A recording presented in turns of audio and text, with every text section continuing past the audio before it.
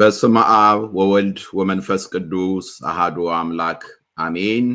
በዚህ በሎስ አንጀለስ እንደዚሁም ደግሞ በመላው ዓለም ሆናችሁ ይህንን ፕሮግራም የምትከታተሉ የክርስቶስ ቤተሰቦች፣ የእመቤታችን የቅድስት ድንግል ማርያም ልጆች፣ የመስቀል ፍሬዎች የሆናችሁ አባቶች፣ እናቶች፣ ወንድሞች፣ እህቶች እንደምን ሰነበታችሁ?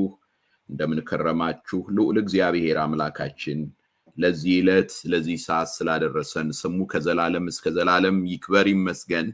ይህ በየዕለቱ የቅዱስ ጳውሎስን መልእክት የምንማማርበት ጊዜ ነበረ። ነገር ግን ሰሞኑን ዓለምን ያንቀሳቀሰ በተለይ ደግሞ የሀገራችንን የተዋህዶን ስም ከፍ ያደረገ እግዚአብሔር የሰጠን ታላቅ ነገር አለ። ማለት የእግዚአብሔር ቃል ነው። ሰዎች አይደሉም ቤተክርስቲያንን ከፍ የሚያደርጉት፣ የእግዚአብሔር ቃል ነው እና በእውነት በጣም በምሰማው ነገር በማየው ነገር እግዚአብሔርን እያመሰገንኩ ነው። እናንተም እንደምታመሰግኑ አውቃለሁ። በተለይ ብዙዎች ወጣቶች አሜሪካውያን፣ አውሮፓውያን የበለጠ ፊታቸውን ወደ ኦርቶዶክሳዊት ቤተክርስቲያን እንዲያዞሩ እግዚአብሔር አምላክ ይሄንን ሰሞኑን የተፈጠረውን ነገር ምክንያት አድርጓል። እንዲያውም በጣም የሚገርመው ምናልባት አንዳንዶቻችሁ በእንግሊዘኛ የተጻፈውን ኮሜንት ካላነበባችሁ ዓርብ ዕለት ቪዲዮ ፖስት ተደርጎ በጣም ኮንቪክትድ ከመሆናቸው የተነሳ ልባቸው ከመነካቱ የተነሳ እሁድ ዕለት ኦርቶዶክስ ቤተክርስቲያን የት ነው ያለችው ብለው ኦርቶዶክስ ቤተክርስቲያን ይሄዱ ብዙዎች ናቸው። እሁድ ዕለት ወዲያውኑ ኦርቶዶክስ ቤተክርስቲያን ያለችው የት ነው፣ በቃ ይችን ጥንታዊት የሆነችውን ቤተክርስቲያን ማወቅ አለብን ብለው ወደ ግብጽ ቤተክርስቲያን ይሄዳሉ፣ ወደ ኢትዮጵያ ቤተክርስቲያን ይሄዳሉ፣ ወደ አርመን ቤተክርስቲያን ይሄዳሉ። ራሱ ኦሪየንታል ኦርቶዶክስ የሚለውን ነገር የማያውቁ ብዙዎች ነበሩ። አሃት አብያተ ክርስቲያናትን ማለት ነው። የኢትዮጵያ ኦርቶዶክስ ተዋሕዶ ቤተክርስቲያንንማ ዞር ብለው የማያዩ አሉ። ለምን? ምክንያቱም አንድ ነገር መዘንጋት የለባችሁም። ይሄ ምዕራቡ ዓለም ዶሚናንት ካልቸሩ ማለት በጣም ዋና የሆነው ባህሉ የፕሮቴስታንቱ ዓለም ነው። ኢቨን ራሱ ካቶሊኩ ያን ያህል ብዙ ቢሆንም በጣም የተወሰነ ነገር ነው ያለው። እስከ ቅርብ ጊዜ ድረስ ካቶሊክ ሆኖ ለምሳሌ አሜሪካ ውስጥ በፕሬዝደንትነት መመረጥ ከባድ ነበር። ለመጀመሪያ ጊዜ የቻሉት ፕሬዚደንት ኬኔዲ የሚባሉት ናቸው። ስለዚህ ኢቨን ምህረት በአንድ ቃለ መጠይቁ ላይ ተናግሮታል እና ትምህርት ቤት ሳለ ነግሮኛል። እኔም ትምህርት ቤት ሳለ አንተ ካቶሊክ ነህ ወይስ ክርስቲያን ተብሎ ተጠይቋል። ማለት ካቶሊክ ነህ ወይም ክርስቲያን ሲሉት ክርስቲያን ማለት ፕሮቴስታንት ማለት ነው በእነሱ አይምሮ ክርስቲያን የሚለው ቃል። እኛም ሀገር ታውቃላችሁ እኔ ክርስቲያን ነኝ ሲሉ አንዳንዶች ፕሮቴስታንት ነኝ ማለት ነው።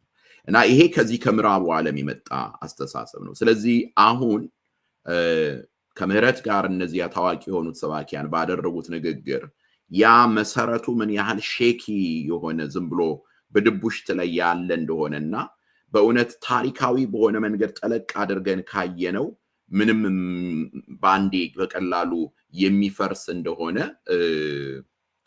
ያየንበት ነገር ነው። ስለዚህ ደግሞ ምዕራቡ ዓለም ላይ ደስ የሚለው በእውነት ልባቸው የተከፈተ ነው።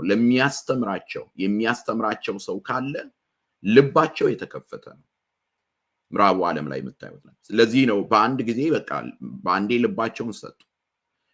አንዳንዶቹ ኢቨን ራሱ አሁን ለምሳሌ በክርክሩ ላይ አይታችሁ ከሆነ ምህረት የሚናገረው ከኦርቶዶክስ አቋም ስለሆነ ካቶሊክን ትንሽ አልቀበልም፣ ቫቲካን ዋንንም ሰከንድ ቫቲካንንም አልቀበልም ብሏል። ግን የካቶሊክ ቤተክርስቲያን ምዕመናን ግን ለቅዱስ ቁርባን ጠበቃ ሆኖ ስለቆመ ይኸውና ትምህርትህን እንሰማለን፣ እንፈልጋለን፣ መስማት እንፈልጋለን ብለው ልባቸውን ሲከፍቱ እናያለን፣ እንመለከታለን። እኔ ተስፋ የማደርገው በኢትዮጵያ ያሉት ፕሮቴስታንት ወንድሞቼም እንደዚህ ያልባቸው አንዳንዶች አሉ በልክ ማለት በተለይ አሁን ከኛ ወጥተው በቃ የኢትዮጵያ ቤተክርስቲያንን በመጥላት የሚንቆራጠጡ አሉ። እነሱ ይሰማሉ፣ እግዚአብሔር መንፈስ ቅዱስ ከረዳቸው ይሰማሉ።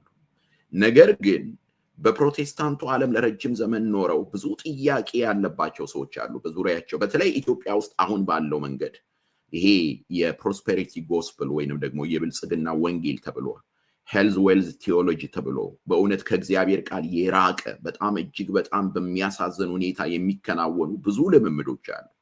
እነዚያን ልምምዶች ጥያቄ ውስጥ የጨመራቸው ብዙ ልጆች አሉ እና እነዚህን ልጆች አሁንም ምጋብዛቸው ወደ ጥንታዊቷ ቤተክርስቲያን እንዲመለሱ ነው። እንግዲህ ዛሬ ሁላችሁም ያው እንደሰማችሁት ከምህረት ጋር የአማርኛ ቃለ መጠይቅ አድርጌያለሁ እና እሱን እናቀርባለን። ለምንድን ነው በአማርኛ የማያስተምረው የሚል ብዙ ጊዜ ጥያቄ ይነሳል። አንዳንዶች ኢቨን ራሱ ያ ከኛም ቤት ሳይቀር ለማንቋሸሽ ይሄንን ስኬት ማለት እንግሊዘኛ መናገር ነውር የሚመስላቸው ሰዎች አሉ። ይሄ አይነቱ ነገር አደገኛ ነገር ነው። ይኸውላችሁ የአምልኮ ቋንቋችን ግዕዝ ነው። አክቹአሊ ኢትዮጵያውያን እንኳን ሆነ አማርኛ አይደለም የአምልኮ ቋንቋችን። የአምልኮ ቋንቋችን ይሄንን በደንብ መቀበል አለብን። በደንብ አድርገን መቀበል አለብን። የአምልኮ ቋንቋችን ስሙኝ፣ የአምልኮ ቋንቋችን ግዕዝ ነው። በአማርኛ መቀደስ ማስተማር የተጀመረው አማርኛ የሚሰማ ሰው ስላለ ነው። በአማርኛ ማስተማር የጀመርነው። ስለዚህ በአማርኛ እናስተምራለን፣ በግዕዝ ማነው በትግርኛ እናስተምራለን፣ በኦሮምኛ እናስተምራለን፣ በሲዳምኛ እናስተምራለን፣ በሃዲኛ እናስተምራለን፣ በሰማንያዎቹ ቋንቋዎች እናስተምራለን፣ በእንግሊዘኛም እናስተምራለን። የኢትዮጵያ ኦርቶዶክስ ተዋሕዶ ቤተክርስቲያን መጽሐፍቶች አሏት። በእነዚህ ሁሉ የተተረጎሙ በአማርኛም የተተረጎሙ አሉ፣ በግዕዝ አሉ፣ በትግርኛ አሉ፣ በኦሮምኛ አሉ፣ በወላይትኛ አሉ፣ በሁሉም አሉ፣ ወደፊትም ይተረጎማሉ እና በእንግሊዘኛም ያሉትንም እንጠቀማለን። ስለዚህ ይሄ ቋንቋ ለይቶ ማንቋሸሽ፣ ማጥላላት በጣም አደገኛ ነገር ነው እና ዲያቆን ምህረት የተጠራውት አማርኛ መናገር ለማይችሉት ኦርቶዶክሳዊት ቤተክርስቲያንን ማሳወቅ ነው ብሏል። ስለዚህ ለዛ ነው በአማርኛ የማያስተምረው። ነገር ግን ፍላጎቱ ካለና እግዚአብሔር ደግሞ ጸጋውን ሰጥቷል አስተምር በላ ቤተክርስቲያን ካዘዘችው ለቤተክርስቲያን ነው የሚታዘዘው። ሁሉ ሊቀ ጳጳሱ ያዘዙት አሁንም በሊቀ ጳጳሱ ነው የሚመራው። በነገራችን ላይ ሊቀ ጳጳሱ ያዘዙት እንግሊዘኛ ባለማስተማራችን ብዙዎች ጠፍተዋል። እንግሊዘኛ በእንግሊዘኛ ባለማስተማራችን ብዙ ልጆች ጠፍተውብናል። ስለዚህ በእንግሊዘኛ አስተምር ብለው ሊቀ ጳጳሱ ናቸው የሰጡት። ስለዚህ አሁን ደግሞ ጥሩ ነው ይፈልጋል ህዝቡ እና በአማርኛ ደግሞ በላስተምር እስቲ ትንሽ አስተምር የሚል ነገርም እኔም እየገፋፋው ነው። ስለዚህ ያን ጊዜ ደግሞ ያስተምራል ማለት ነው እና አሁን ግን በጣም ብዙ ህዝብ ስለጠየቀ ትንሽ የመጀመሪያውን ቃለ መጠይቅ አድርገናል። ወደ ከነ ኢንትሮ ከነምኑ 40 ደቂቃ ይፈጃል። በትዕግስት እንድትከታተሉት በእግዚአብሔር ስም አደራ እላችኋለሁ። እንግዲህ የሚኖረው ማለት እንግዲህ ያደገው ሙሉ በሙሉ እዚህ ስለሆነ ማለት አሜሪካ ስለሆነ አማርኛው እንዴት እንደሆነ እንግዲህ አስተያየት እናንተም ትሰጣላችሁ። ግን እንግሊዘኛው ላይ በሙሉ ስላተኮረ ግን እንደው በሌላ መንገድ አንዳንድ የዋሆች ይሆን አለን እንደው በቃ በአማርኛ ካልተነገረ በቃ እንደው በፍጹም እግዚአብሔር የሚሰማም የማይመስለን አለንና እንደዛ አድርገን ማሰብ የለብንም። ዘመኑ በጣም በእኛ ላይ ያለውን ቻሌንጅ ባካችሁ ተረዱልን። እውነቴን ነው የምላችሁ። በቤተ ክርስቲያኒቷ ላይ ያለውን ቻሌንጅ በጣም መረዳት ይኖርብናል። ተግዳሮቱ ብዙ ነው። ስለዚህ በአማርኛም በትግርኛም በኦሮምኛም በእንግሊዘኛም የሚሰብኩ ልጆች ሲነሱ እግዚአብሔርን ማመስገን አለብን፣ እግዚአብሔርን ማክበር አለብን ለማለት ነው። አሁን እኔ ብዙ አልይዛችሁም፣ በቀጥታ ወደ ቃለ መጠይቁ እንገባለን። ከቃለ መጠይቁ ካለቀ በኋላ እኔ እንደገና መጥቼ አንዳንድ ነገሮችን እናገራለሁ፣ የመጨረሻውን ማለት ነው። ወደ ቃለ መጠይቁ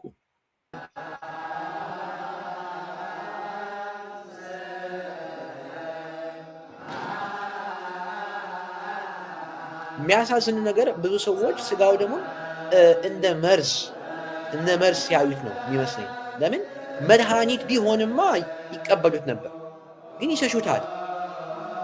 እና አሁን መፍትሄው መሆን ያለበት ዝግጅት ያስፈልጋል፣ ንስሐ መግባት ያስፈልጋል። ችግሩ አሁን አብዛኛው ሰው ንስሐ መግባት አይፈልግም።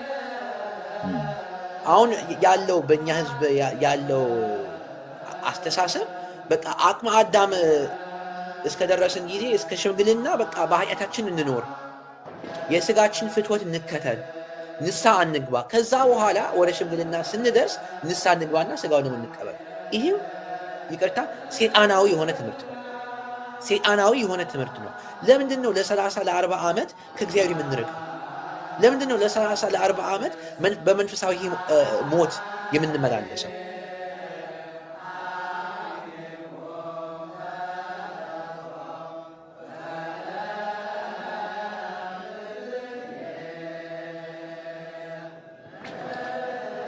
ይህ ስጋ የሚበጀው የሚታደሰው በስጋው ደሙ ነው።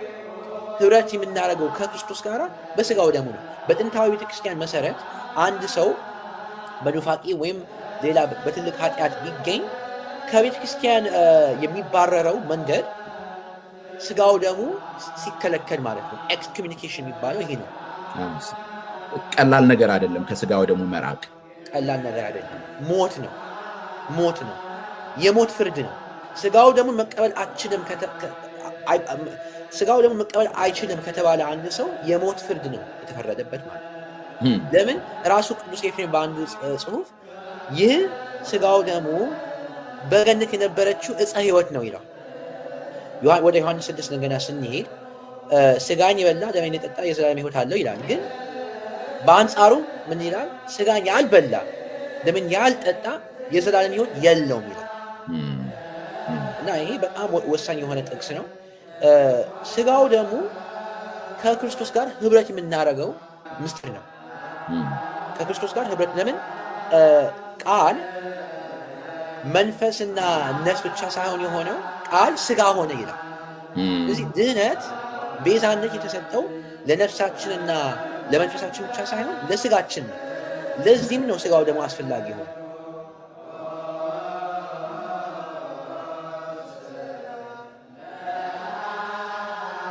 መጽሐፍ ቅዱስ ለድህነት የሚጠቅመው በአምላካዊ በሐዋርያዊ መንገድ ስንተረጎም ነው እንጂ በሰዋዊ መንገድ በራሳችን እይታ ከተረጎም ነው አይጠቅመንም። ለምን ብንል አርዮስ የሚባለው መናፍቅ ወልድ ፍጡር ውእቱ ወልድ ፍጡር ነው ያለው መናፍቅ በመጽሐፍ ቅዱስ ተመርኩዞ ነው ያን ኑፋቄ ያሰራጨው። ዮሐንስ አንድን ሲያይ ቀዳሚው ቃል ውእቱን የሚለውን ጥቅስ ሲያይ በመጀመሪያ ቃል ነበር የሚለውን ሲያይ በመጀመሪያ ማለት ዓለም ሲፈጠር ማለት ተፈጠረ ማለት ነው እያለ በራሱ ሰዋዊ መንገድ ተረጎመ። ለምንድን ነው ክሊፍን ማግኘት የፈለግከው? ጥሩ ጥያቄ ነው።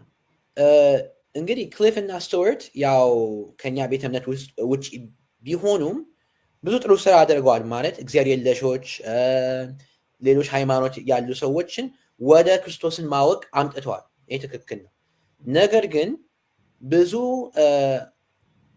የሚያሳዝን በጣም ጥሩ ያልሆኑ እንግዲህ በእኛ ቋንቋ በኦርቶዶክሳዊ ቋንቋ ኑፋቂዎች የሚባሉ የሐሰት ትምህርቶችም ያስተምራሉ። በተለይ በቅርብ ጊዜ አቬንጀርስ ፖድካስት በሚባል ቪዲዮ ሰርተው ነበር ጆርጅ ጄንኮ ከሚባል ሰው ጋር እና እዚህ ላይ እንዳለ ለ2000 ዓመት ቤተክርስቲያን የሰበከችውን ትምህርት ሲቀልዱበት እንግዲህ አንዱ ጆርጅ ጄንኮ የሚባለው ሎቱ ስብሐት ስጋው ደሙን አፈር ብሎታል።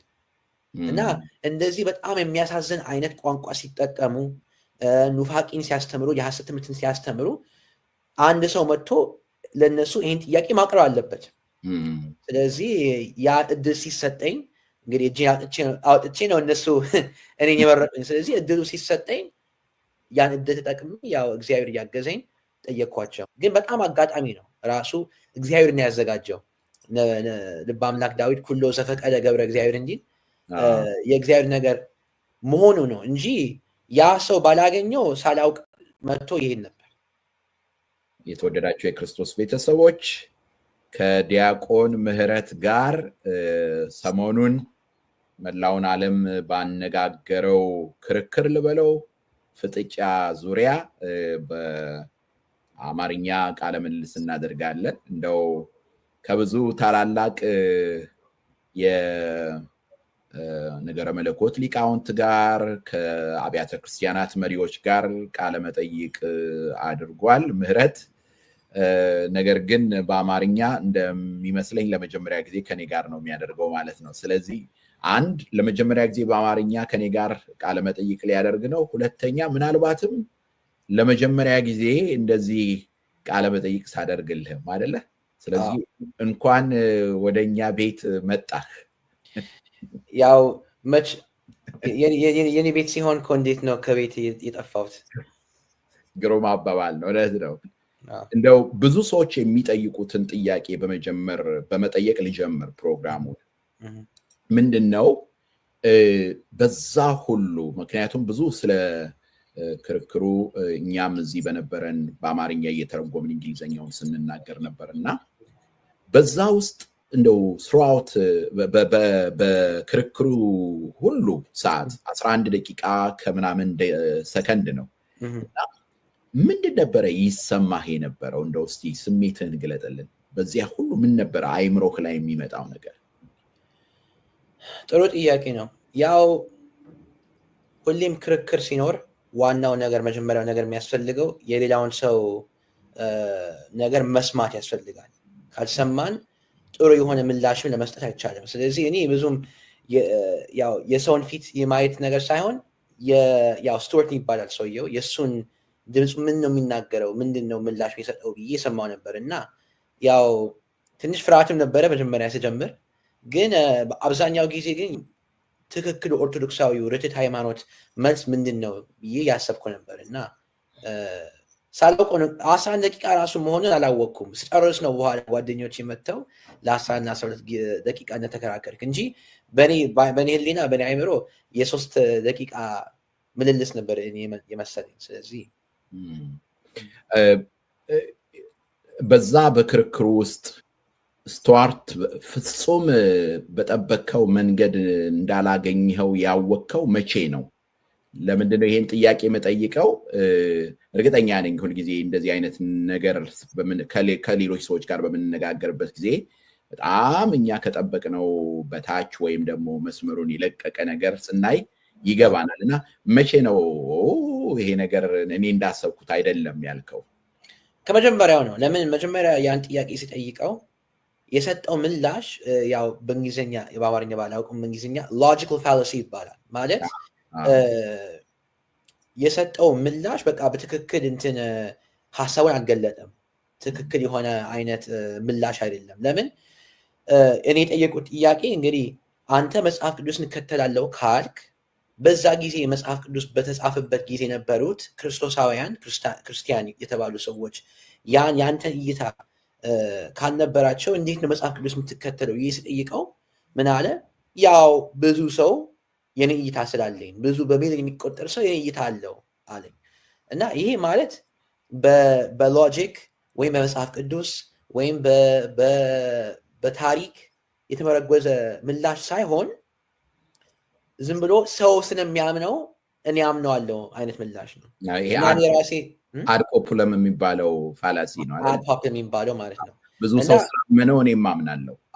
እና ያ ችግሩ እንግዲህ ብዙ ሰው ክርስቶስን የሚክድ አለ። ስለዚህ እኛ ክርስቶስን መካድ አለብን።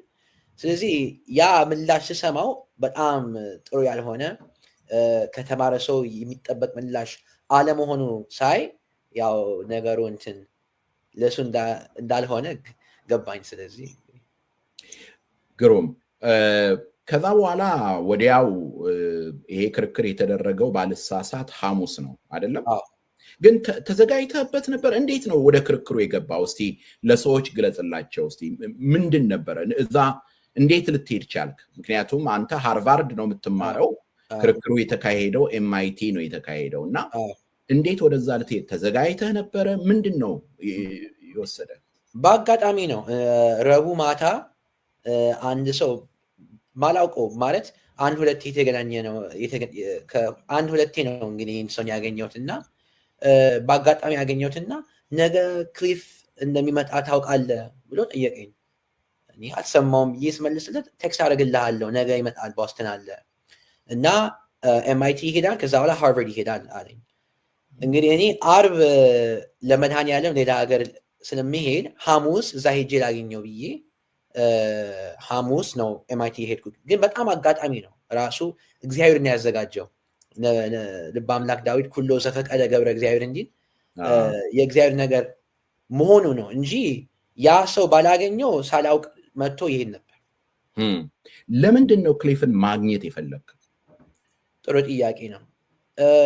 እንግዲህ ክሊፍ እና ስቱዋርት ያው ከኛ ቤተ እምነት ውጭ ቢሆኑም ብዙ ጥሩ ስራ አድርገዋል። ማለት እግዚአብሔር የለሾች ሌሎች ሃይማኖት ያሉ ሰዎችን ወደ ክርስቶስን ማወቅ አምጥተዋል። ይህ ትክክል ነው። ነገር ግን ብዙ የሚያሳዝን በጣም ጥሩ ያልሆኑ እንግዲህ በእኛ ቋንቋ በኦርቶዶክሳዊ ቋንቋ ኑፋቂዎች የሚባሉ የሐሰት ትምህርቶችም ያስተምራሉ። በተለይ በቅርብ ጊዜ አቬንጀርስ ፖድካስት በሚባል ቪዲዮ ሰርተው ነበር ጆርጅ ጄንኮ ከሚባል ሰው ጋር እና እዚህ ላይ እንዳለ ለ2000 ዓመት ቤተክርስቲያን የሰበከችውን ትምህርት ሲቀልዱበት እንግዲህ አንዱ ጆርጅ ጄንኮ የሚባለው ሎቱ ስብሐት ስጋው ደሙን አፈር ብሎታል። እና እንደዚህ በጣም የሚያሳዝን አይነት ቋንቋ ሲጠቀሙ ኑፋቂን ሲያስተምሩ የሐሰት ትምህርትን ሲያስተምሩ አንድ ሰው መጥቶ ለነሱ ይህን ጥያቄ ማቅረብ አለበት። ስለዚህ ያ እድል ሲሰጠኝ እንግዲህ እጄን አውጥቼ ነው እነሱ እኔን የመረጡኝ። ስለዚህ እድሉ ሲሰጠኝ ያን እድል ተጠቅሜ ያው እግዚአብሔር እያገዘኝ ጠየኳቸው እና ያ የሁላችንም የኛ ተገቢ ነው ማለት ሁሉም ኦርቶዶክሳዊ ምዕመን ተምሮ ሃይማኖትን ተምሮ የሐሰት ትምህርት የሚያስተምሩ ሰዎች ሲያጋጥመው ወይም ሲያጋጥማት መልስ መስጠት፣ ጥያቄ ማቅረብ፣ እውነቱን ማሳየት አለበት። እነዚህ በሶሻል ሚዲያ ላይ ክርስትናን ማበሻቀጥ በተለይ ሰሞኑን አንዱም ሰው ይሄንን ተናግሮታል እና ይሄ እንደዚህ በስድብ የተመላ ንግግርን የሰውን አእምሮ የሚያቆስል የአይነት ንግግር ስለ ቅዱስ ቁርባን ይሁን ስለ ቅዱሳት መጻሕፍቶቻችን ይሁን ስለ እመቤታችን ስለ ቅድስት ድንግል ማርያም ይሁን እንዲህ አይነት ነገር መናገር በጣም የተለመደ እየሆነ መጥቷል። ወደ ኋላ እንመጣለን ስቱዋርት ያነሳውን ነገር ግን ይሄ ዓላማው ምንድነው? ለምንድን ነው እንደዚህ የሚያደርጉት? አሁን ቅድም የጠቀስከው ስማቸው አይያዘልኝም ዘ አቬንጀር ፖድካስት ላይ እንደዛ ክብር ይግባውና የአምላካችንን ቅዱስ ስጋውንና ክቡር ደሙን እንደዛ አድርጎ ለመናገር እስኪደፍር ድረስ ያደረገው ዓላማው ምንድን ነው ትላለህ? በተለይ ደግሞስ በወጣቱ ትውልድ ላይስ የሚያመጣው ተጽዕኖስ ምንድን ነው? ጥሩ ጥያቄ ነው። ያው ብዙ ጊዜ ሰው ጥሩ ምላሽ ከሌለው ወደ ስድብ ነው የሚሄደው። ሁሌም የሚሳደብ ሰው ሌላ ነገር ስለሌለው ነው የሚሳደበው እና እነዚህ ሰዎች በተለይ አሁን የስቱዋርትን ስንሄድ አሁን ስጋው ደግሞ በጣም ጥሩ ባልሆነ መንገድ በጣም በሚያሳዝን መንገድ ነበር የገለጸው ራሱ። የተወደዳቸው የክርስቶስ ቤተሰቦች አንዴ ላቁም እና ልናገር። በተለይ ቲክታክ ላይ የምትመለከቱ ከተቻላችሁ ቀሲስ መላኩ ዩቲዩብ ላይ ግቡ፣ አለበለዚያ ትክክል አይደለም ከህጋችን ጋር አብሮ አይሄድም የሚል ማስጠንቀቂያ ስለሰጠኝ ነው ወደ ራሴ ያደረኩት እና ይቅርታ አድርጉልኝ። ቲክታክ ላይ ገብታችሁ ማነው ዩቲዩብ ላይ ግቡና በቀጥታ ማየት ትችላላችሁ። እግዚአብሔር ይባርካችሁ። ቀሲስ መላኩ የሚለው ዩቲዩብ ላይ ገብታችሁ በቀጥታ ማየት ትችላላችሁ። እሺ እሱ ከኔ ጋር ሲነጋገር የክርስቶስ ጉልበት እንደዚህ እያለ ስጋውን ደግሞ በቃ በስድብ ነው እንግዲህ ስጋውን ደግሞ የሰደበው እና ለምን ቢባል እንግዲህ ያኔ እኔ አይቼዋለሁ። 2 ሰዓት ነበር እዛ የነበርኩት። ለ2 ሰዓት ከእግዚአብሔር የለሾች ጋር የተነጋገረ ነበር፣ ከአይሁድ ከእስላሞች ጋር ከነሱ ጋር ሲነጋገር በትትና ነበር፣ በፍቅር ነበር ያስጨረሳቸው። እኔ ግን ስመጣ ግን አያስጨርሰኝም። እንደዚህ በዚህ አይነት ቋንቋ ነበር የሚናገረው እና ለምን ቢባል ለእነሱ ጥሩ መልስ አለው። የክርስትናን አማናዊነት ወይም ሙሉእነት ማለትም ኦርቶዶክሳዊነት ማለት የክርስትና ሙሉእነት ነው አይደል? የእውነታችን ርትዕት ሃይማኖት ትባላለች ማለት ቀጥ ያለች ሃይማኖት ናት ኦርቶዶክሳዊነት። ስለዚህ ያን ሲሰማ ለዛ ምላሽ ስለሌለ ወደ ስድብ ሄደ ማለት ነው እና ይህም ራሱ ጌታችን ክርስቶስ ምን አለ? እነሱ ማለት ነው እነሱ በፍሬያቸው ይታወቃሉ ብሎናል ጌታችን መድኃኒታችን ኢየሱስ ክርስቶስ። ስለዚህ እነዚህ አይነት ሰዎች እነዚህ ሲሳደቡ ፍሬያቸው ነው፣ ካፋቸው ወጣ ፍሬ ነው። ለእኛም ይሄም ትልቅ መልእክት ነው። እኛ ወንጌልን ስናስፋፋ በስድብ ሳይሆን ጥሩ ባልሆነ ቋንቋ ሳይሆን ሐዋርያት በተጠቀሙበት ቋንቋ ነው እኛ ማስፋፋት ያለብን። ሐዋርያት በትዕግስት በትህትና በየዋህነት ነበር ወንጌልን ያስፋፉት። ስለዚህ ይሄ የፍሬ ነገር በጣም ዋና የሆነ ነገር ነው። ወደዚህ ወደ ንግግሩ ወደ ክርክሩ ልምጣ። ክርክሩ የተካሄደው ሐሙስ ነው። ዓርብ ዕለት እንዳለ ኢንተርኔቱን ዓርብ፣ ቅዳሜ፣ እሁድ ይኸውና እስካሁን ድረስ እንደቀጠለ ነው። መላው ዓለም በሙሉ መነጋገሪያ ሆኗል እና እንዲህ ያለ ምላሽ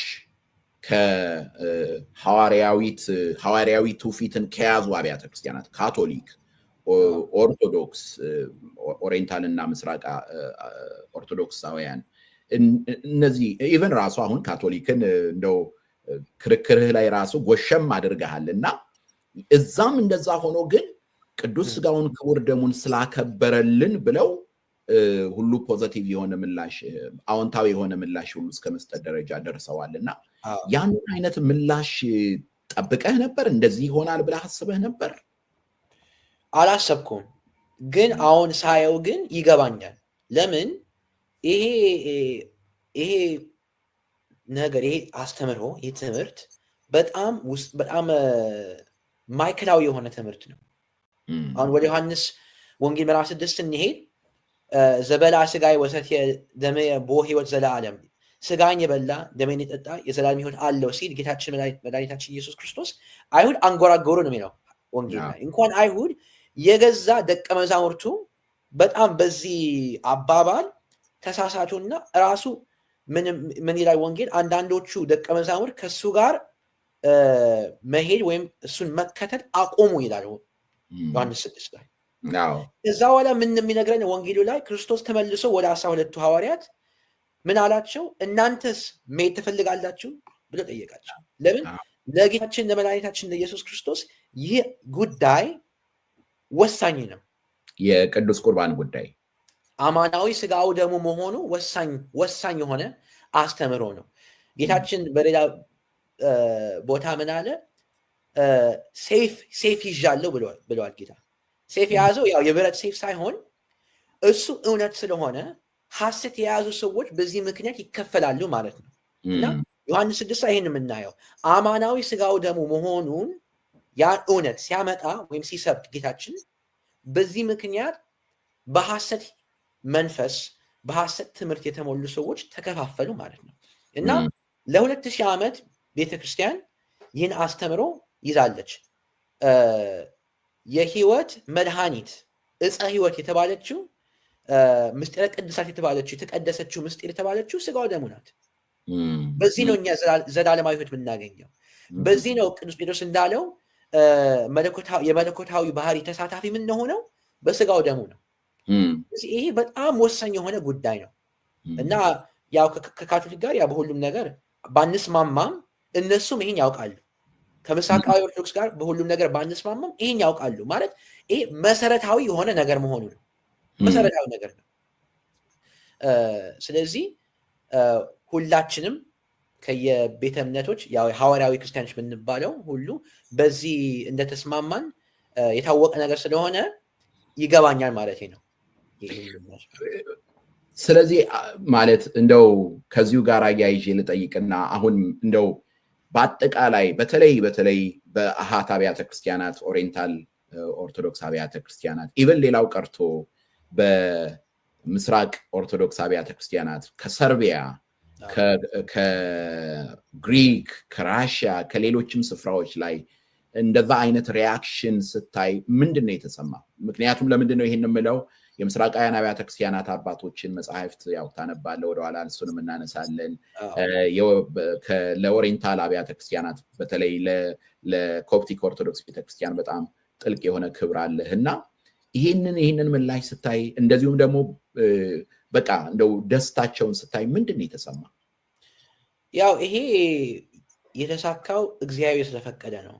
ቀድሞ ያልኩት ሁሉ ዘፈቀደ ገብረ እግዚአብሔር ነው። እኔ እንግዲህ ምንም አላውቅም፣ ግን መንፈስ ቅዱስ ነው ያሳካው ይህን ነገር። ይሄ የእግዚአብሔር ስራ ነው። ስለዚህ ለእግዚአብሔር ነው ክብሩን መስጠት ያለብን። ይሄ የእግዚአብሔር ስራ ነው። በጣም ብዙ ኮሜንት አይቻለሁ። ብዙ ከፕሮቴስታንት ቤተ እምነት ያሉ ሰዎች በዚህ ክርክር ምክንያት ወደ ኦርቶዶክሳዊ ሃይማኖት የመጡ ወደ ኦርቶዶክሳዊ ቤተክርስቲያን መሄድ የጀመሩ አይቻለሁ እና ይህን ሳይ በቃ እግዚአብሔር እኔን ለመሳሪያ ስለተጠቀመኝ በጣም አመሰግነዋለሁ። ይሄ የኔ ግብር ሳይሆን የኔ ስራ ሳይሆን የእሱ ነው፣ የእግዚአብሔር ስራ ነው። ስለዚህ ደስ ይለኛል። እግዚአብሔር ይመስገን። እግዚአብሔርን አከብረዋለሁ፣ አመሰግነዋለሁ። የእሱ ስራ ነው። እግዚአብሔር ይመስገን። አሁን 11 ደቂቃ ይሁን እንጂ በኦርቶዶክሳዊ ነገረ መለኮት አይማድ የሆኑ ፒላርስ የሆኑ ምሰሶዎች የሆኑ ነገሮች እንደዚሁም ደግሞ በቴዎሎጂውም ዓለም ቢሆን በየትኛውም ስፍራ በዋናነት ልንነጋገርባቸው የሚገቡ መሰረታዊ ነገሮች ተነስተዋል። ምንም እንኳን እሱ ስቱዋርት እየዘለለ ከአንዱ ርዕስ ወደ ሌላው ርዕስ ይሄድ እንጂ አንተ ከመጀመሪያው ጀምረህ ያነሳኸው ነገር ነበረ። ስለዚህ ዛሬ እድሉን ካገኘሁኝ እነሱን ነገሮች ላንሳ እና ከዛ አንዳንድ ነገሮችን እነሱን አንስተን በተለይ ደግሞ ልጆች ያሏቸው እንዴት ነው ኦርቶዶክሳዊ አድርጌ ልጄን ማሳደግ ያለብኝ እያሉ የሚጠይቁ ስላሉ አንዳንዱን ካንተ ከራስ ካለፍክበት ልምድ ተነስተህ እንድትመልስ ፈልጋለሁ። እና የመጀመሪያው ያነሳው ነገር መሰረታዊ የሆነው ነገር መጽሐፍ ቅዱስን ማን ነው የሚተረጉመው፣ እንዴት ነው የሚተረጉመው የሚል ነበር ያነሳው ነጥብ። ይሄ ነጥብ ለምንድን ነው አስፈላጊ የሆነው? ምክንያቱም ብዙ ሰዎች በዚህ ዘመን መጽሐፍ ቅዱስ በቃ እንደፈለግን ማንበብ እንችላለን የሚል ነገር ስላለ ለምንድን ነው ለአንተ ትልቅ አዕማድ ከሆኑት ክርስቲያናዊ ሐሳቦች መካከል ይህ ነገር ዋና የሆነው ለምንድን ነው? መጽሐፍ ቅዱስ ብቻ በቂ አይደለም ወይ? መጽሐፍ ቅዱስ የእግዚአብሔር ቃል መሆኑ ሁላችንም እንቀበላለን። ነገር ግን መጽሐፍ ቅዱስ ያው በተለያየ ሁኔታ መተርጎም እንችላለን። ስለዚህ መጽሐፍ ቅዱስ ለድህነት የሚጠቅመው በአምላካዊ በሐዋርያዊ መንገድ ስንተረጎም ነው እንጂ በሰዋዊ መንገድ በራሳችን እይታ ከተረጎም ነው አይጠቅመንም። ለምን ብንል አርዮስ የሚባለው መናፍቅ ወልድ ፍጡር ውእቱ ወልድ ፍጡር ነው ያለው መናፍቅ በመጽሐፍ ቅዱስ ተመርኩዞ ነው ያን ኑፋቄ ያሰራጨው። ዮሐንስ አንድን ሲያይ ቀዳሚው ቃል ውእቱን የሚለውን ጥቅስ ሲያይ በመጀመሪያ ቃል ነበር የሚለውን ሲያይ በመጀመሪያ ማለት ዓለም ሲፈጠር ማለት ተፈጠረ ማለት ነው እያለ በራሱ ሰዋዊ መንገድ ተረጎመ። ስለዚህ ቤተክርስቲያን ደግሞ በጉባኤ አወገዘችው እና አሁንም በእኛ ጊዜ ፕሮቴስታንት የሚባለው ቤተ እምነት አንድ ቤተ እምነት አይደለችም። ከ40,000 በላይ ዲኖሚኔሽን ያላት ቤተ እምነት ነው። ለምን?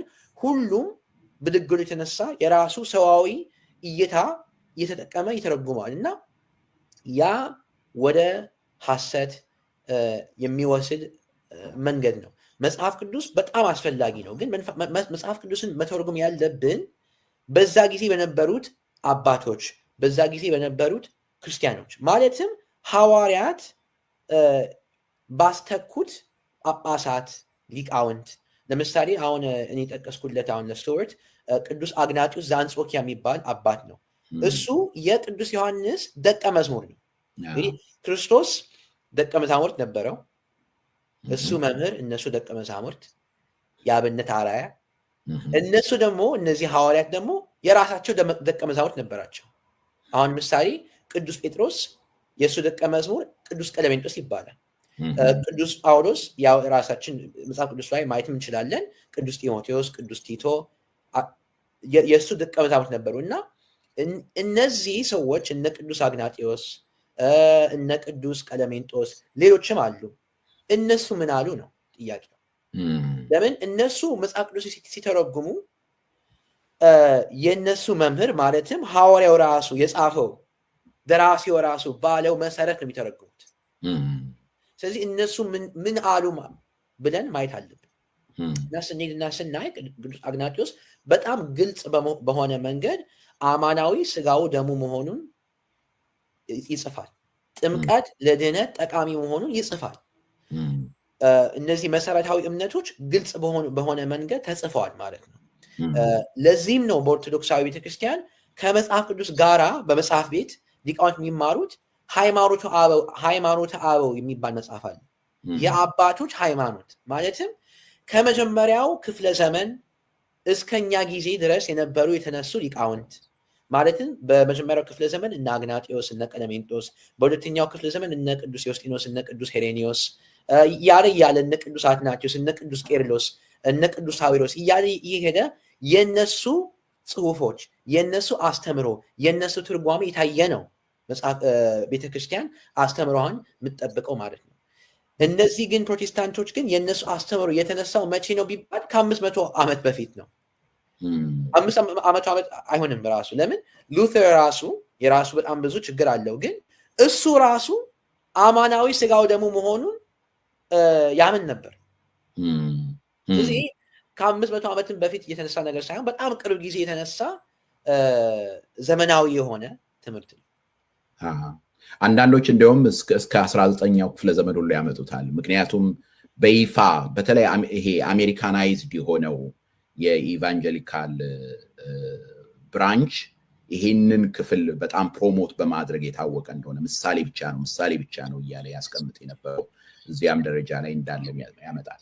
ግሩም ግን አሁን እንደዚህ ስጋ ወደሙ አሁን መነጋገሪያ ሆኗል።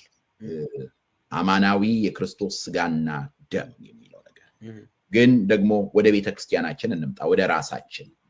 ነገር ግን ብዙ ህዝብ ወደ ስጋውና ደሙ የማይቀርብበት ስፍራም ደግሞ ነው ያለ ነው። ይሄንንስ እንዴት ነው ማስተካከል ያለብን? ይሄ በጣም ትልቅ የሆነ ችግር ነው። እኔ በእንግሊዝኛ ሁሌም ትምህርት ሳስተምር ማነሳው ጉዳይ ነው። ለምን በጣም አስቸጋሪ ነው። ለምን ወደ ዮሐንስ 6 እንደገና ስንሄድ ስጋኝ የበላ ደሜን የጠጣ የዘላለም ሕይወት አለው ይላል። ግን በአንጻሩ ምን ይላል? ስጋኝ ያልበላ ደሜን ያልጠጣ የዘላለም ሕይወት የለውም ይላል። እና ይሄ በጣም ወሳኝ የሆነ ጥቅስ ነው። ስጋው ደግሞ ከክርስቶስ ጋር ህብረት የምናደርገው ምስጢር ነው። ከክርስቶስ ጋር ህብረት ለምን ቃል መንፈስና ነፍስ ብቻ ሳይሆን የሆነው ቃል ስጋ ሆነ ይላል። ስለዚህ ድህነት ቤዛነት የተሰጠው ለነፍሳችንና ለመንፈሳችን ብቻ ሳይሆን ለስጋችን ነው። ለዚህም ነው ስጋው ደግሞ አስፈላጊ ሆነው። ይህ ስጋ የሚበጀው የሚታደሰው በስጋው ደሙ ነው። ህብረት የምናደርገው ከክርስቶስ ጋር በስጋው ደሙ ነው። በጥንታዊ ቤተክርስቲያን መሰረት አንድ ሰው በኑፋቄ ወይም ሌላ በትልቅ ኃጢአት ቢገኝ ከቤተክርስቲያን የሚባረረው መንገድ ስጋው ደሙ ሲከለከል ማለት ነው። ኤክስኮሚኒኬሽን የሚባለው ይሄ ነው። ቀላል ነገር አይደለም። ከስጋው ደሙ መራቅ ቀላል ነገር አይደለም። ሞት ነው። የሞት ፍርድ ነው። ስጋው ደሙን መቀበል አይችልም ከተባለ አንድ ሰው የሞት ፍርድ ነው የተፈረደበት ማለት ነው። ለምን ራሱ ቅዱስ ኤፍሬም በአንዱ ጽሑፍ ይህ ስጋው ደሙ በገነት የነበረችው ዕፀ ሕይወት ነው ይለዋል። እንግዲህ አዳምና ሔዋን ወደ የሞት ፍርድ የተፈረደባቸው ዕፀ ሕይወትን መብላት አትችሉም ሲል ነዋል እግዚአብሔር። ግን በዕለተ ዓርብ ግን ስጋውን ሲቆርስ ደሙን ሲያፈስ ጌታ ያን ዕፀ ሕይወት መለሰልን ማለት ነው። እና ስለዚህ የሚያሳዝን ነገር ብዙ ሰዎች ስጋው ደሙን እንደ መርዝ ሲያዩት ነው የሚመስለኝ። ለምን መድኃኒት ቢሆንማ ይቀበሉት ነበር፣ ግን ይሸሹታል። እና አሁን መፍትሄው መሆን ያለበት ዝግጅት ያስፈልጋል፣ ንስሐ መግባት ያስፈልጋል። ችግሩ አሁን አብዛኛው ሰው ንስሐ መግባት አይፈልግም። አሁን ያለው በእኛ ህዝብ ያለው አስተሳሰብ በቃ አቅመ አዳም እስከደረስን ጊዜ እስከ ሽምግልና በቃ በኃጢአታችን እንኖር፣ የስጋችን ፍትወት እንከተል፣ ንስሐ እንግባ፣ ከዛ በኋላ ወደ ሽምግልና ስንደርስ ንስሐ እንግባና ስጋው ደግሞ እንቀበል። ይህም ይቅርታ ሴጣናዊ የሆነ ትምህርት ነው። ለምንድን ነው ለ30 ለ40 ዓመት ከእግዚአብሔር የምንርቀው? ለምንድን ነው ለ30 ለ40 ዓመት በመንፈሳዊ ሞት የምንመላለሰው? አይገባኝም። ይሄም ደግሞ የአባቶች ትምህርት አይደለም። ስለዚህ ሁላችንም ንስሐ ገብተን ወደ ካህኑ ሄደን ኑዛዜ አድርገን ተቀብለን ንስሐ ተቀብለን ወደ ቅዱስ ሥጋው ወደ ክቡር ደግሞ እንቅረብ።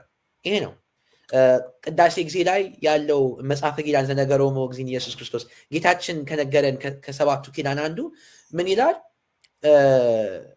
በመጨረሻው ክፍል ንንሳ ዘተወበለነ የሚለውን ረሳው ቃላቱን። ግን እንግዲህ ከቅዱስ ምስጢሩ ከስጋውና ደሙ እንቀበል ብሎ ግብዣ ይሰጠናል። ንቅረብ ለመድኃኒተ ሕይወት አይደል? ንቅረብ ለመድኃኒተ ሕይወት፣ ወደ ሕይወት መድኃኒት እንቅረብ ለመድኃኒተ ሕይወት። ከዛ ለሚቀጥል ወቅድሳተ በጥበበ እግዚአብሔር ንንሳ ዘተወበለነ ጸጋ። ስለዚህ ያ የተሰጠን ጸጋ በእግዚአብሔር ጥበብ እንቅረብና እንቀበል። ይሄ ነው ግብዣው። የቤተክርስቲያን ግብዣዋ ይሄ ነው። ወደ ቅዳሴ መጀመሪያ ደግሞ ስንሄድ ደግሞ ወደ ቤተክርስቲያን መጥቶ ቅዱሳን መጻሕፍትን ሰምቶ ግን ደፍሮ ስጋውን ደግሞ ያልተቀበለ ሰው ግን ከቤተክርስቲያን ይሰደድ ቤተክርስቲያን ነው የሚለው ቅዳሴ ላይ። ይሄም ደግሞ የተገኘው ከመጽሐፈ አብጥሊስ ሐዋርያት ከጻፉት ቀኖናዊ መጽሐፍ አንዱ ነው። መጽሐፈ አብጥሊስ የሚባለው ነው እና ራሱ በቀኖናችን አንድ ሰው ደፍሮ ቤተክርስቲያን መጥቶ እንግዲህ ቅዳሴ ማለት የሰርግ ግብዣ ነው። በዮሐንስ ራእይ የምናየው አጻጻፍ ቅዳሴን እንደ ሰርግ ግብዣ ያየዋል ቅዱስ ዮሐንስ። ስለዚህ አሁን እኛ ወደ ግብዣ ተጠርተን ወደ ግብዣው ሄደን ምግቡን ባንበላ ያ የግብዣው ባለቤት ይቀየመናል አይደለም? እውነት ነው። ስለዚህ አሁንም እኛ ወደ መንፈሳዊ ግብዣ መተን ባንቀበል ያ ባለቤቱ ክርስቶስ ይቀየመናል። ስለዚህ ንቅረብ ለመድኃኒተ ሕይወት፣ ወደ ሕይወት መድኃኒት ንቅረብ። ይሄ ነው። ኦኬ፣ በጣም ቆም ብለን የምናሰላስልበት ነገር ነው። ደና ወደሚቀጥለው ነጥብ ልምጣ። ምክንያቱም ዛሬ ሁሉንም ነገር ተነጋግረን አንጨርስም። በጣም ጥሩ የሆነ ውይይት ነው እያደረግን ያለ ነው። እንደው እዚህ ላይ ግን አንድ ነገር ጥያቄ ልጠይቅ። ምክንያቱም ብዙ ሰው የሚጠይቀው ጥያቄ ስለሆነ አውቃለሁ። አንተ የተጠራኸው በእንግሊዝኛ ቋንቋ፣ አማርኛ ብዙ ሰባኪያን አሉ በአማርኛ የሚሰብኩ ብዙ ጊዜ ብለኸኛል። ለዚህም ነው ብዙ ጊዜ ለምኜሃለሁ፣ ይሄንን ሰዎች እንዲያውቁ ፈልጋለሁ እና በአማርኛ ለምንድን ነው የማታስተምረው የሚሉ አሉ። ግን አንዳንድ ጊዜ ደግሞ ሁለቱንም ክፍል ማገልገል ጥሩ ነው። እኛም እየተኮላተፍን በእንግሊዝኛ እያገለግልን ነው እና ለወደፊቱ አልፎ አልፎ በአማርኛ ለማገልገል ሀሳቡ አለ ወይ? ቢቻል እግዚአብሔር ቢፈቅድ እንግዲህ እያየ ነው እንበል። እግዚአብሔር ከፈቀደ ማለት ያው እንዳልከው ዋናው ዓላማዬ እግዚአብሔር ካገዘኝ እንግሊዝኛ የሚናገሩ ሰዎች ለነሱ ለማገልገል ነው። ለምን ብዙ አጋጣሚ የላቸውም በእንግሊዝኛ ትምህርት ለመስማት። ብዙ ሰዎችም ባለፉ 10-15 ዓመት ብዙ ወጣት ክርስቲያን የወጣው በዛ ምክንያት ነው። ሁሉም ስብከቱም ትምህርተ ወንጌል ሁሉ በአማርኛ ነው የሚሰጠው እና እነሱ አይገባቸውም። ስለዚህ እግዚአብሔር ከፈቀደ ለእነሱ መጀመሪያ ወንጌልን ባዳርስ እግዚአብሔር ከፈቀደ ካገዘኝ እሱን ነው ያቀድኩት። ግን ያው ለአባቶች መታዘዝ ለአባቴ መታዘዝ ስላለብኝ ያው አንዳንዴም በአማርኛም መናገር ካስፈለገ ይቻላል። በጣም ጥሩ። ስለዚህ ይሄ ማለት ሌላ ጊዜ እግዚአብሔር ቢፈቅድ ክፍል 2ቱን እናደርጋለን። ስለዚህ የዛሬውን የመጨረሻውን ጥያቄን እንግዲያውስ ምክንያቱም ገና ምንም አልነካነውም፣ ብዙ ነገሮች ናቸው። አሁን ለምሳሌ ቅዱስ ቁርባን ተነስተዋል፣ መጽሐፍ ቅዱስ ትርጓሜ ተነስተዋል፣ ራሱ ክርስቶስ የክርስቶስ ነገር ተነስተዋል፣ የመዳን ነገር ተነስተዋል፣ የቤተ ክርስቲያን ነገር ተነስተዋል፣ የቤተ ክርስቲያን ስልጣን ተነስተዋል። ያልተነሳ ነገር የለም እና ራሱ 11 ደቂቃ 11 ሰዓት የሚፈጅ እያንዳንዱ ነገር 11 ሰዓት የሚፈጅ ርዕስ ነው የተነሳው እና ግን ብዙዎች የሚጠይቁት ዲያቆን ምህረት ይሄንን ከየት ነው ያገኘኸው? እንዴት ነው? እኔ ማወቅ ፈልጋለሁ ስለ እምነቴ። ብዙዎች የሚጠይቁት ጥያቄ ነው እና ኮሜንትም ላይ አይተሃል። ስለ እምነቴ ባለማወቄ ቆጭቶኛል፣ ማወቅ ፈልጋለሁ ስለ እምነቴ። ምንድን ነው የምትመክረን? አንተ እንዴት ነው እንደዚህ በወጣትነት ህይወትህ ወደ አባቶች ትምህርት እንደዚህ ዘልቀህ የገባኸው? በዛ አስቸጋሪ ጊዜ ውስጥ እንዴት ነው እንደዚህ ልታደርግ ይቻልከው? እና ምንድን ነው የምትመክረን የሚል ጥያቄ እያቀረቡ ነው እና ከአንተ ተሞክሮ ምንድን ነው የምትመክራቸው ነገር? ምንድን ነው ወደዚህ ነገር የሳበህ ነገር? ምንድን ነው እንድትመጣ ያደረገ ነገር ምንድን ነው? እንግዲህ ቤተሰብ ትንሿ ቤተክርስቲያን መሆኗ ቅዱስ ዮሐንስ አፈወርቅ አስረድቶናል። ስለዚህ ይሄ ጥያቄ ለአንተ ነው መሰጠት ያለበት። ለምን በእውነቱ እኔ ምን አውቄ እድሜ ልኬ ከአንተ የተማርኩ አብረን ወደ ቤተክርስቲያን ወደ ትምህርት ቤት ስንሄድ የ40 ደቂቃ የመኪና ጉዞ ሁሌም የምናነበው የነገረ መለኮት መጽሐፍ ነው ወይም የአባቶች መጽሐፍ እና ያነበብን ደግሞ አንዳንድ ያስቆምከኝ የተነጋገርን ያን ጽሁፉ በጣም ከባድ ከሆነ እኔ በሚገባኝ መንገድ ያስረዳኝ።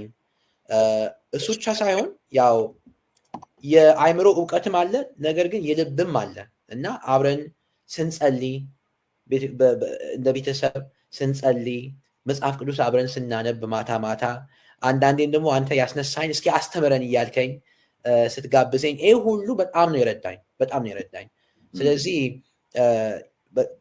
የልጅነቴን ነገር ሳስብ ያው ገናም ልጅ ነኝ፣ ግን የልጅነቴን ነገር ሳስብ አንተ ያስተማርከኝ ነገር ነው አሁን ይዤ ለነ ክሊፍ ለነ ስቶርት ያቀረብኩት እንጂ የራሴ ነገር ሳይሆን የተሰጠኝ ነገር ነው እና ይሄም ደግሞ ለብዙ ወላጆች ጥሩ መልእክት እና ትልቅ መልእክት ነው። ማለት ልጆች የሚማሩት ከወላጆቻቸው ነው። አባታቸው ከጸለየ እነሱ ይጸልያሉ። እናታቸው ከጾመች እነሱም ይጾማሉ። ስለዚህ ልጆች በመንፈሳዊ ህይወት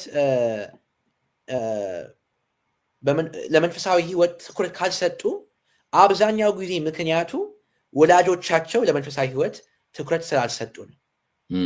ስለዚህ ብዙ ጊዜ እኛ ልጆች እያለን ነው የምናስበው፣ ግን መጀመሪያ በትህትና ነው። ግን ወላጆችም እናንተም የራሳችሁን ህይወት ማሰብ፣ ማየት፣ ማሰላሰል አለባችሁ። እናንተ ንስሐ ካልገባችሁ እንዴት ነው ልጆቻችሁ ንስሐ የሚገቡት? ስለዚህ ያ ነው። ይሄ ትልቅ ብዙ ልጆች የሚጠይቁት ጥያቄ ነው። ለምሳሌ ልጆችን ቅዱስ ቁርባን ጋር ደርሰው እነሱ ይሸሻሉ።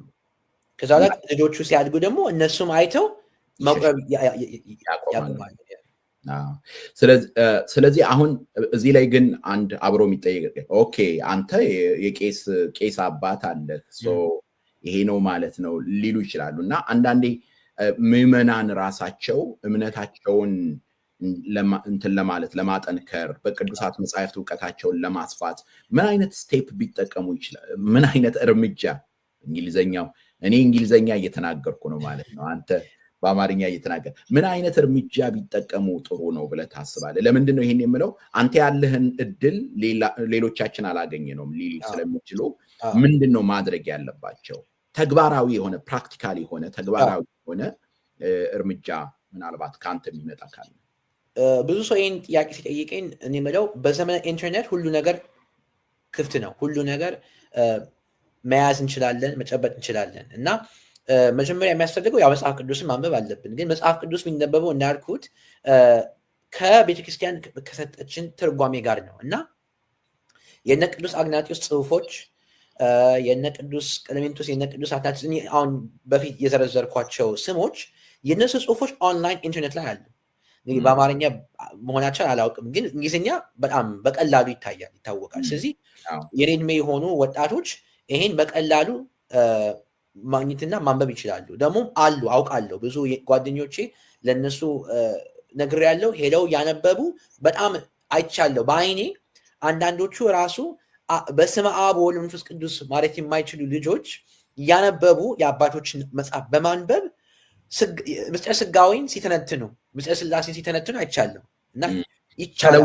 ተለውጠው በአንዴ ተለውጠው። አዎ ለምን እስመ አልቦ ነገር ዘይሳነን እግዚአብሔር እና እግዚአብሔር የሰጠን ትልቅ የሆነ ከወርቅ በላይ የሆነ ምርጥ የሆነ ነገር ነው። ለእግዚአብሔር የሚሳነው ነገር የለም። ለእግዚአብሔር የሚሳነው ነገር የለም። አዎ እውነት። ስለዚህ ከወርቅ ይልቅ ምርጥ የሆነው የአባቶች ጽሑፍ አሉ እና እሱን ማንበብ በጣም ይረዳን። መጽሐፍ ቅዱስን ማንበብ በጣም ይረዳን። መጽሐፍ ቅዱስ ስናንብ ብዙ ጊዜ ሐዲስ ኪዳን ብቻ ነው የምናነበው እና አንዳንዴ ሐዲስ ኪዳንን አንብበን የብሉይ ኪዳንን ኮንቴክስት ነው በአማርኛ ኮንቴክስት አውድ የብሉይ ኪዳንን አውድ ካላወቅን ወይም ካላነበብን አይገባንም ብዙ ጊዜ። ለምን ሐዲስ ኪዳን የተጻፈው እንግዲህ በአይሁድ ክርስቲያኖች ነው። ስለዚህ እነሱ ብሉይ ኪዳን አንብበዋል። ቅዱስ ጳውሎስ የኦሪት መምህር ነው፣ ፈሪሳዊ ነው።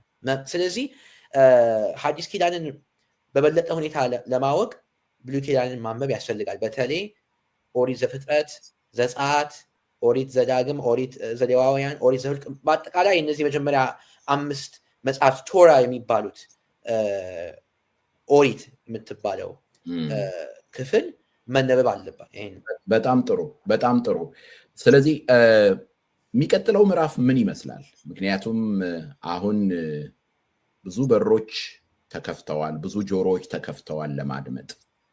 ይሄንን እድል እግዚአብሔር አለ ምክንያት አይደለም የሰጠውና የሚቀጥለው በተለይ እግዚአብሔር ይክበር ይመስገን ካንተ ጋር አብሮ ወንድማችን ልጃችን ቃልአብ አብሮህ ያገለግላልና ምንድነው የምታስበው የወደፊት መደረግ ማለት ለማድረግ ያሰብከው ነገር ምንድነው? እንግዲህ እግዚአብሔር ያውቃል። ለወደፊት እኛ እንግዲህ ያቀድነው እንግዲህ የጀመርነው ፖድካስቱን ስንጀምር መጽሐፍ ቅዱስን በተለይ በመጽሐፍ ቅዱስ ውስጥ ያሉ የተለያዩ ጉዳዮች ለምሳሌ አሁን ላለፉት ወራት ስለ አምልኮ እየተነጋገርን ነበር እና እነዚህ አይነት ጉዳዮች በኦርቶዶክሳዊ አመለካከት ለመነጋገርና ለመወያየት ነበር ያቀድነው።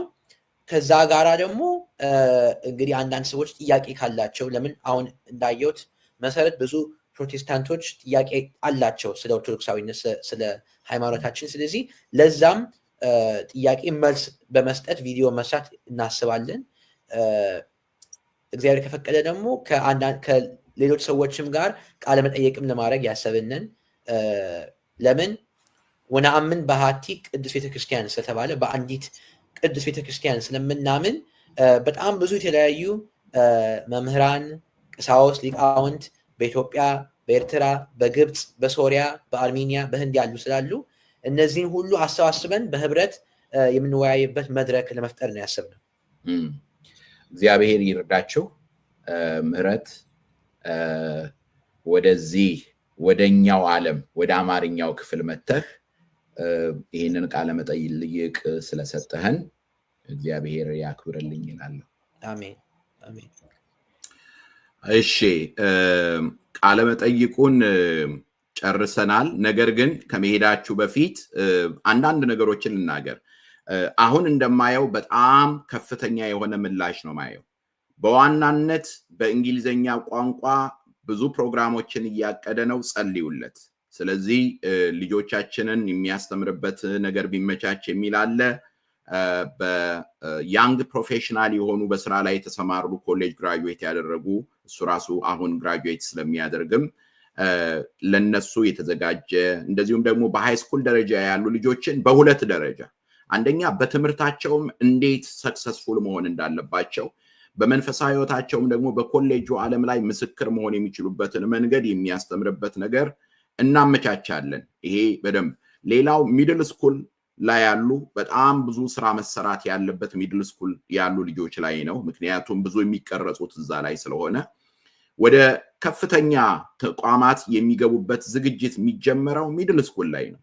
ስለዚህ ወደ ተቋማት የሚገቡበትን መንገድ ሰክሰስፉል የሚሆኑበትን ስኬታማ የሚሆኑበትን እንደዚሁም ደግሞ መንፈሳዊ የሆነ ህይወታቸውንም የሚያንጹበት ፕሮግራሞች የተለያዩ አገልጋዮች አሉ። ምህረት ብቻ አይደለም ሌሎችም አሉ። እነዚህ ሁሉ ዋናው አገልግሎታቸው አሁንም ይቅርታ አድርጉልኝ በደንብ እንድትሰሙ ፈልጋለሁ በእንግሊዘኛ ቋንቋ ያገለግላሉ። ልጆቻችንን በእንግሊዘኛ ቋንቋ ያገለግላሉ። እግዚአብሔር ይሄንን እድል ከሰጣቸው እነዚህ ልጆቻችን የእግዚአብሔር ናቸው። ስለዚህ ይሄንን ያደርጋሉ።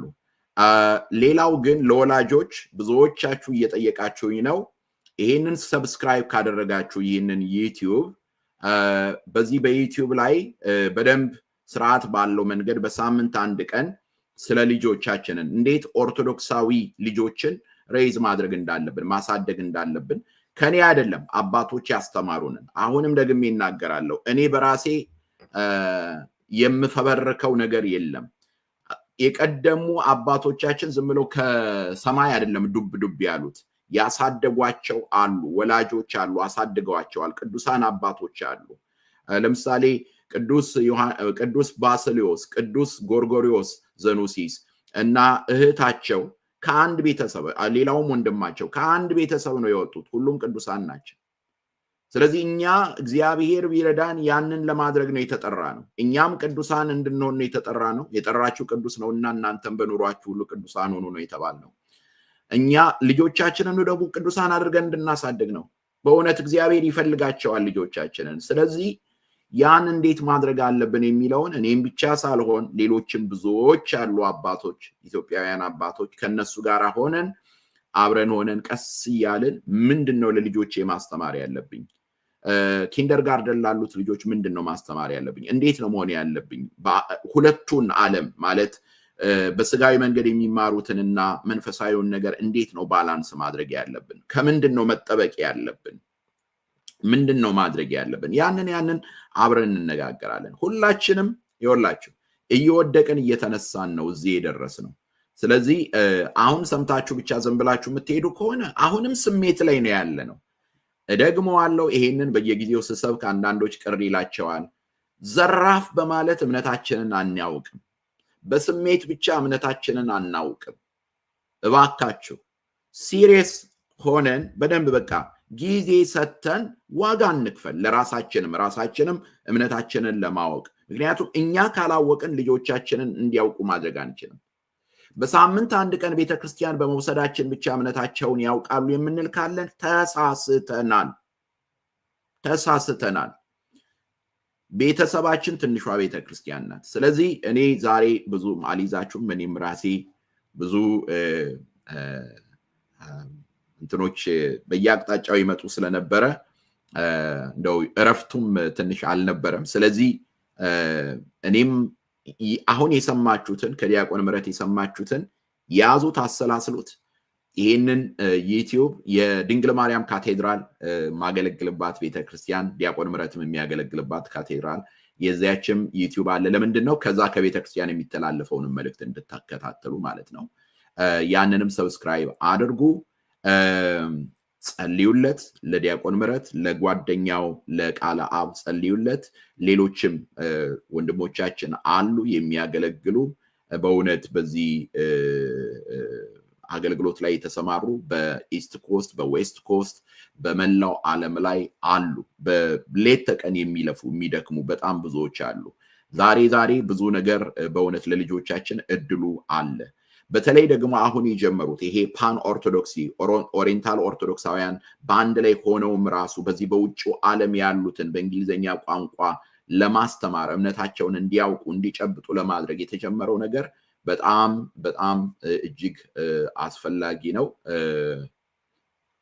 እና ለዚህ ሁሉ እንድትጸልዩ በእግዚአብሔር ስም አሳስባችኋለሁኝ።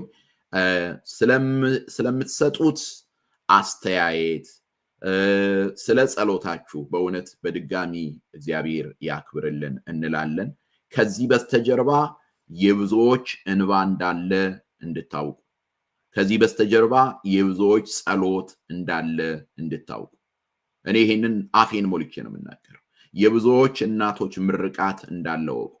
የእናቶች በተለይ ምርቃት፣ የአያቶች ምርቃትና ጸሎት ዛሬ በሕይወተ ሥጋ የሌሉ የአባቱም የእናቱም ወንድ አያቶች በአጋጣሚ የሉም በሕይወተ ሥጋ፣ ግን በአጸደ ነፍስ ሆነው እንደሚደሰቱ አውቃለሁ። ለምን?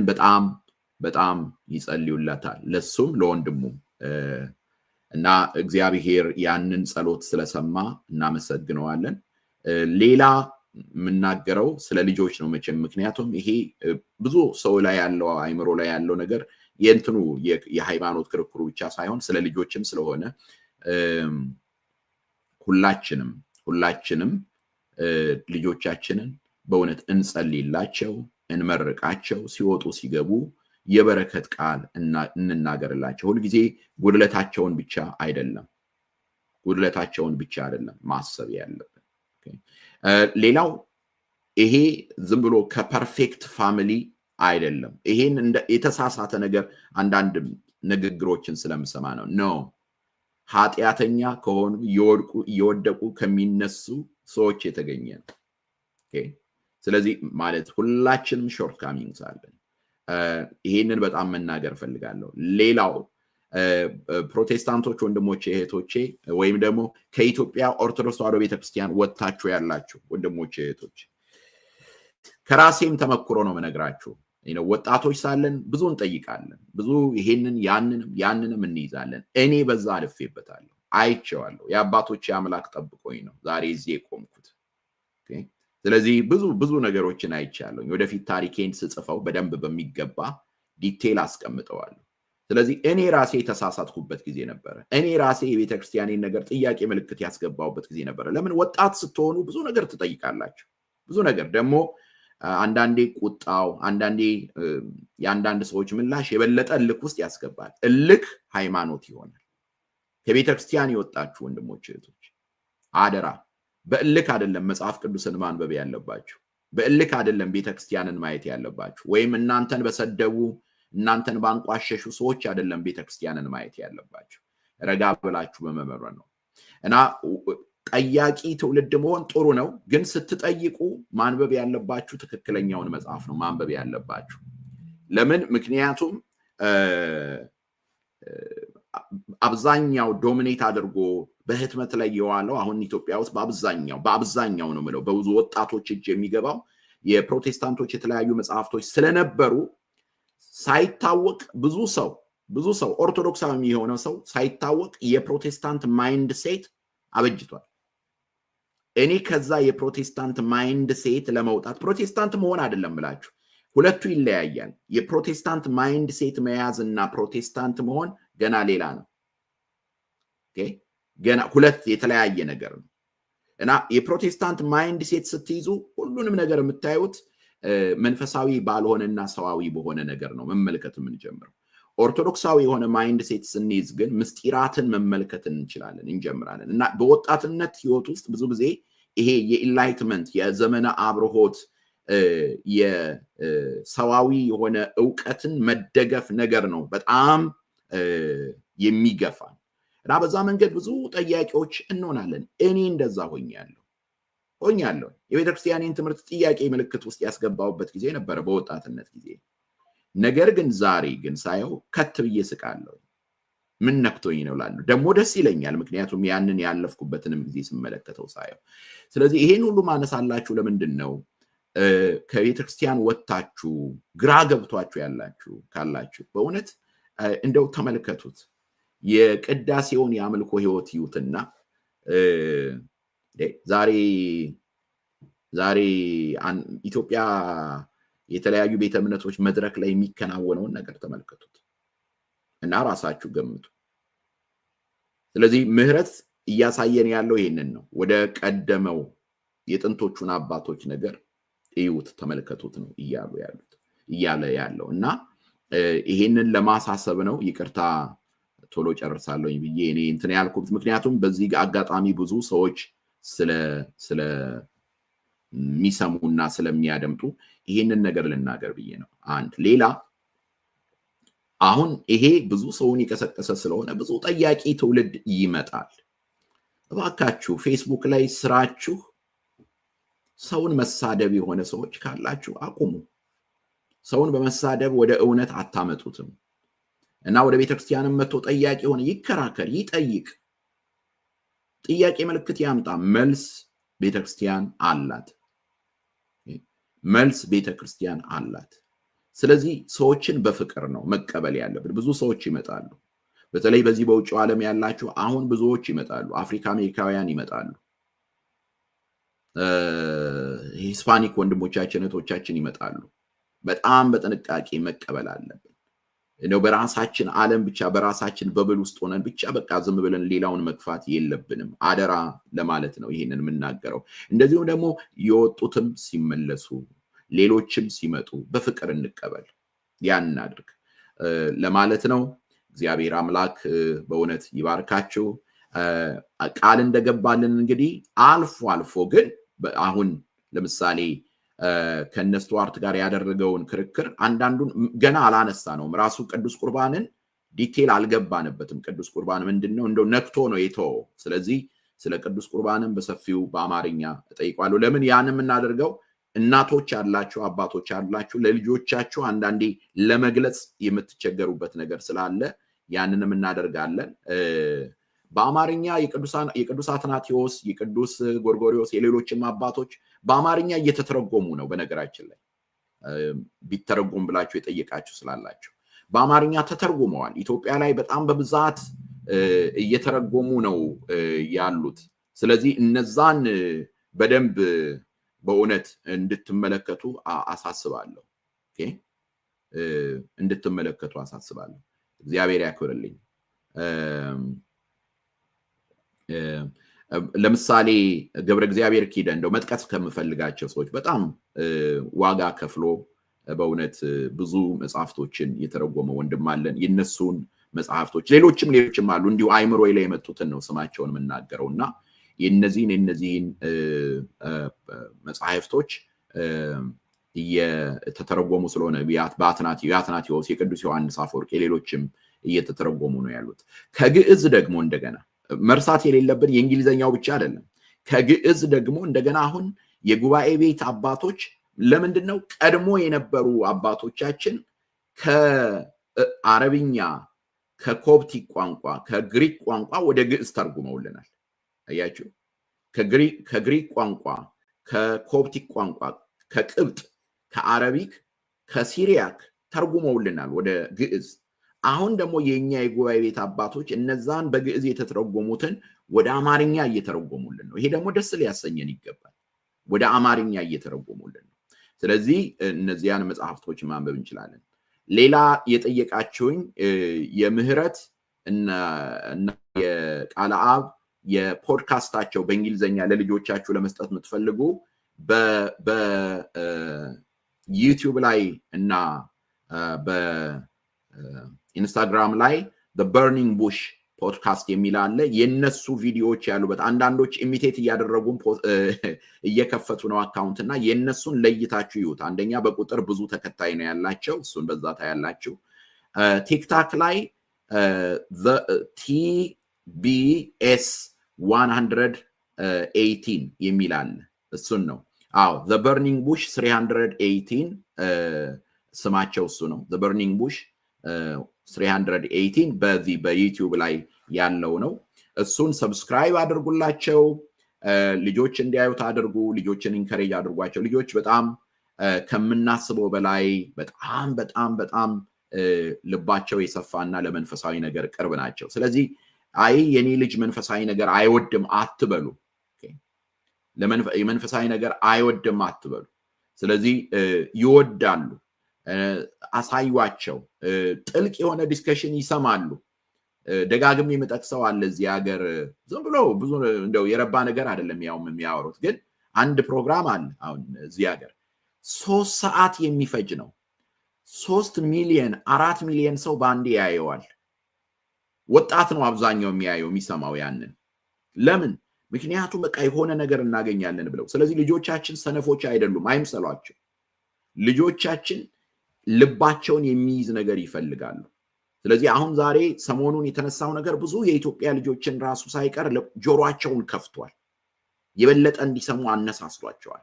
ስለዚህ ኢንከሬጅ እናድርጋቸው። አዲስ ቪዲዮ ፖስት አድርገዋል እያላችሁ አሳዩዋቸው። ከሌሎች ጋር የሚያደርጉትን ቃለ ምልልስ ሼር አድርጓቸው። አሁን ግብፃውያን አባቶች መቼም እኛ ሁልጊዜ ወደኋላ ነን። ቀድመው የመጡት ሌሎቹ ናቸው። አሁን አይታችሁ ከሆነ ቀድመው የመጡት የሲሪያ ኦርቶዶክስ ቤተክርስቲያን፣ የግብፅ ኦርቶዶክስ ቤተክርስቲያን ናቸው። ምህረትንም ኢንተርቪው ያደረጉት። እኛ ሁሌ እንደ ግመል ሽንት ወደኋላ ቆይተን ምን ብለን ከዛ በኋላ ነው። ከዛ ምንድን ነው የምናደርገው? የሆነች ነቁጥ እንፈልግና መደብደብ ነው የምንፈልገው፣ መስደብ ነው የምንፈልገው። እና ይሄ አይሰራም። ይሄን አደራ በእውነቴ ነው የምላቸው፣ አይሰራም። ዛሬ ከጎናቸው ያልቆማችሁ ነገ ከነገ ወዲያ ላርም ልነሳ ብትሉ አይሆንም። ዛሬውኑ አብሮ ማበረታታት፣ ሼር ማድረግ፣ ምን ማድረግ ነው የሚያስፈልገው። ይሄ ለቤተክርስቲያን መሪዎች ነው፣ ስለሚሰሙም ነው ይሄንን የምናገረው፣ ስለሚሰሙ ነው። አክቲቭ መሆን አለብን። ዘመኑን መዋጀት አለብን። ዝም ብሎ መተኛት የለብንም። ዝም ብሎ የረባ ያረባ ነገር ላይ መከራከር አይደለም ያለብን።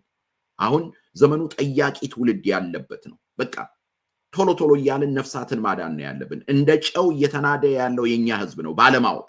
እኛ ስላላስተማር ስራችን ወንጌል መሆኑን ስለዘነጋን፣ በቃ ስራችን ይሄ ነው፣ ወንጌልን ማስተማር ነው። ሌላ ምንድን? ሪል ስቴት ላይ ነው ያለው ማን ነው? ሪል ስቴት ላይ ነው ያለው?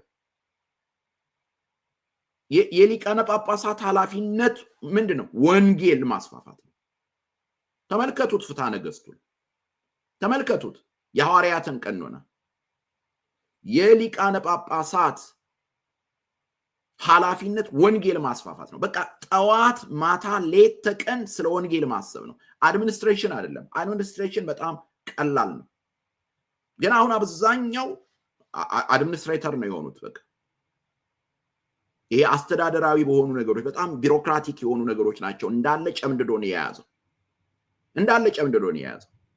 እና አንዳንዴ የሚቀርበውን ሪፖርት ስናይ የሆነ መንግስታዊ ድርጅት ላይ የሚቀርብ ሪፖርት ነው የሚቀርበው። ሪፖርቱ ራሱን ካያችሁት አይሆንም።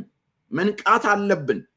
ካህናትም ከሰኞ እስከ ሰኞ ስራችን ወንጌልን ማስተማር ነው። ለልጆቻችን ወንጌልን ማስተማር፣ ወንጌልን መስበክ፣ በሄድንበት በተቀመጥንበት በተነሳንበት ወንጌልን ማስተማር።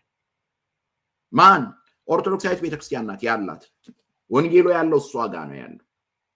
የእውነት አምድ ናት ኦርቶዶክሳዊት ቤተክርስቲያን። የእውነት አምድ ናት። ይሄንን ነው መያዝ ያለብን እና በእኛ ምክንያት እውነቴን ነው የምላችሁ፣ በእኛ ምክንያት ነው አሁን እየተከናወነ ያለው የተከናወነው እንጂ በኦርቶዶክሳዊነት ምክንያት አይደለም። በእኛ ምክንያት ነው፣ በእኔ ምክንያት ነው። ራሴን ጨምሬ ነው የምናገር። ስለዚህ አሁን እንስራ። አንዳንድ አገልጋዮች መልእክቴን ማስተላልፈው መጠላለፉ ይቅር፣ ስም ጥላሸት መቀባቱ ይቅር። አብረን እንስራ፣ እንመካከር። መገሳሰጽም ካለብን አብረን ቁጭ ብለን እንነጋገር፣ እንወያይ። ለአሐቲ ቤተክርስቲያን ለአንዲት ቤተክርስቲያን አብረን እንስራ፣ እንወያይ፣ እንነጋገር። ቁጭ ማለት በቃ መተያየት፣ ሳይተያዩ አፋፍ ለአፋፍ ሆኖ ጥላሸት መቀባባቱም ጥሩ አይደለም ለማለት ነው። እግዚአብሔር ሁላችንንም ይርዳን። እግዚአብሔር ይባርካችሁ፣ ይጠብቃችሁ። ሰላም እግዚአብሔር ከእናንተ ጋር ይሁን። ደህና ሁኑልኝ።